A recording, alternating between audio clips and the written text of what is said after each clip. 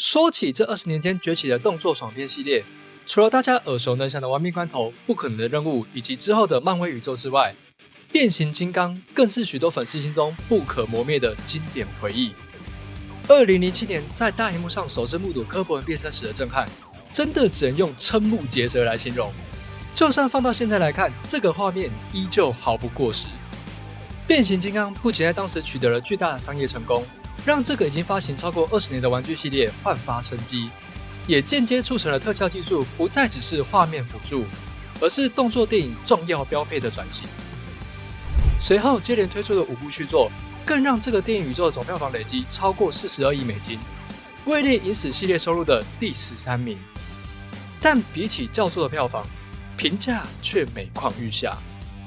尽管4、5集尝试摆脱过去3集单纯聚焦正反派冲突的剧情公式，添加恐龙金刚和亚瑟王传说等神话元素，尝试拓展世界观以及故事的框架，成效却不尽人意。单薄生硬的角色塑造和缺乏新意的剧情设计，再加上一味追求大场面却失去细节刻画的画面表现，都让这个系列迎来生死存亡的重大转捩点。哦，还有那些该死的字幕。No God！ 所以在第5集后，这系列的发起人兼导演，信奉爆炸就是艺术的 Michael Bay 决定退居幕后，改聘用其他导演以大黄蜂重启世界观。叙事上也终于突破一面强调英雄主义的调性，从近年来流行的边缘小人物为切入点，生动描绘出变形金刚和人类跨越物种的深刻情谊。不过，大黄蜂在定位上只能算是前传。这次的万兽崛起才是真正意义上的对应了首部曲的重新开端，因此也不免让人在进场前有些疑惑，会不会又是一次换汤不换药的炒冷饭？尽管从预告来看，特效画面和战斗动作都没有太重或太假的 CG 感，变形的细节也都处理得十分到位，但故事依旧似曾相识，还是从天而降的终极 BOSS， 正邪大战的既定公式，被事件牵连加入博派的普通人类主角。只是加入新的反派和新阵营，真的可以让这系列起死回生吗？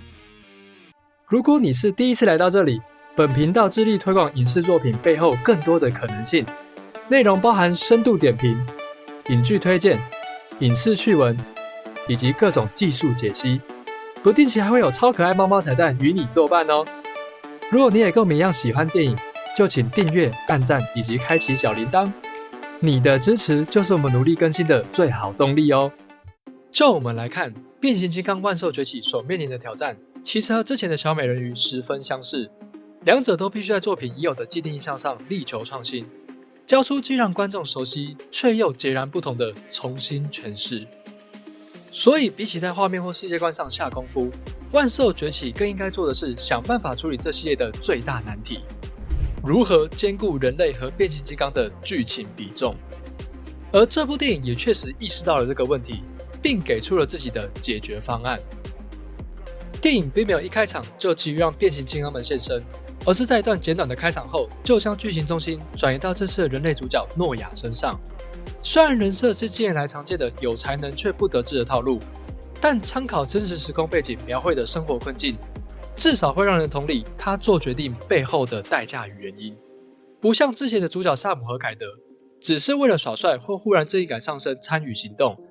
虽然占有大量的剧情篇幅，却大多时候沦为衬托变形金刚的工具人。女主角艾莲娜也同样不再是搭配主角的花瓶，而是有着自己目标与理想的角色。剧情巧妙将两人特质与正派金刚的处境结合，让双方不只是恰好因为立场相同而共同对抗敌人，在心境上也可以相互理解和呼应，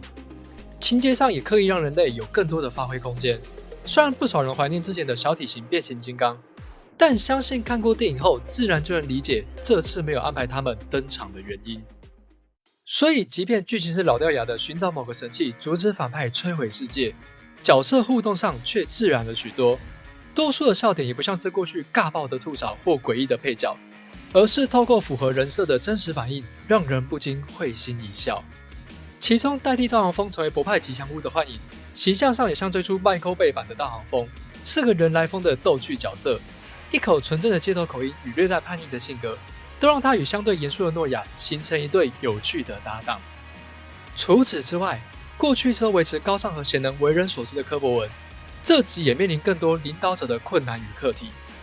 虽然同样果断勇敢，不过让同胞躲藏在地球的愧疚和对人类的不信任，让他时常做出一些偏执和鲁莽的决策，不再像之前一样是个绝对可靠的完美领袖，而是个仍在学习和成长的指挥官，让人在观影时能更加同理他的心境。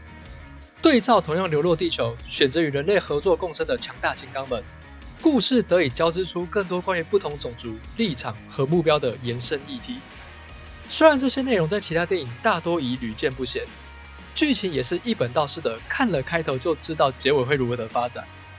但合理的角色动机和性格塑造依旧可以让观众情不自禁地投入其中，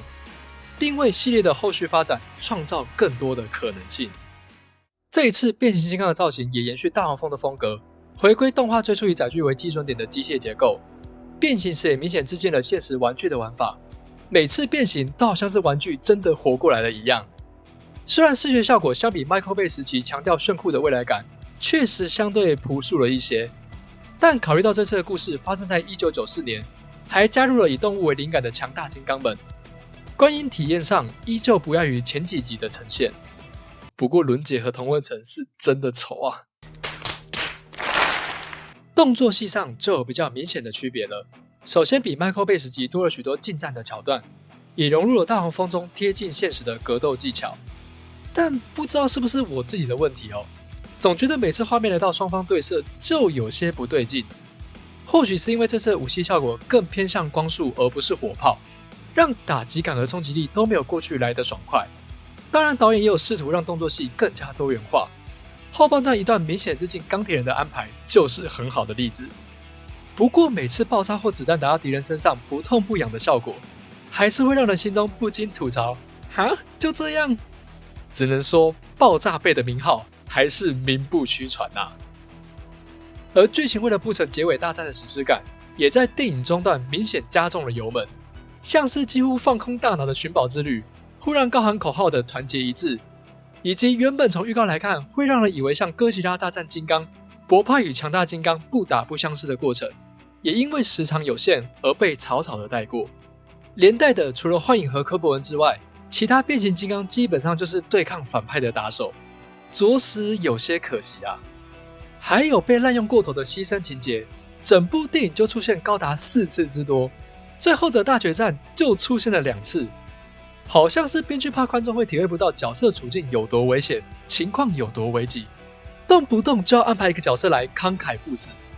但由看过《玩命关头 X》我来看，只能说我眼睛业障重啊。话说大黄蜂根本就已经被制作团队当成变形金刚版的肯尼，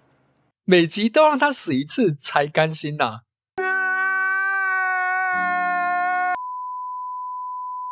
但尽管有这些美中不足的缺点，变形金刚万兽崛起依旧是一部诚意满满的重启之作。就新3部曲的第1集来说，确实已经达到满足粉丝之余，让观众时隔5年再次体验变形金刚宇宙魅力的目标。然而最让人感到惊喜的，其实是电影接近尾声时，诺亚因为拯救了世界而被政府找上，邀请他加入一个秘密部门 G.I. Joe 特种部队。不是这个搞笑的配音版啦，而是2019年接连推出2部真人版电影，同样来自孩之宝同名玩具衍生的特务系列。其实派拉蒙早在2013年就有意让2个系列合作，只是中途因为各种因素导致计划取消。听起来或许有些突兀，毕竟一个是秘密特工，一个是机器人大战嘛。但其实早在1986年的 G1 卡通中，特种部队的反派组织眼镜蛇指挥官就曾经客串演出变形金刚的反派，所以2个电影宇宙的合并倒也有迹可循啦。我们甚至可以大胆猜测，这集没有登场的狂派金刚很有可能会在续集与眼镜蛇组织合谋，为博派金刚和特种部队带来巨大的危机。这样不仅不会让人类角色再度变得可有可无，也可以进一步拓展世界观和剧情发展的可能性。不过相对的，平衡2个系列戏份比重的难度也会进一步提升。接下来的续集是否还能延续万兽崛起打下的基础，并为变形金刚续写下一个辉煌呢？就让我们拭目以待吧。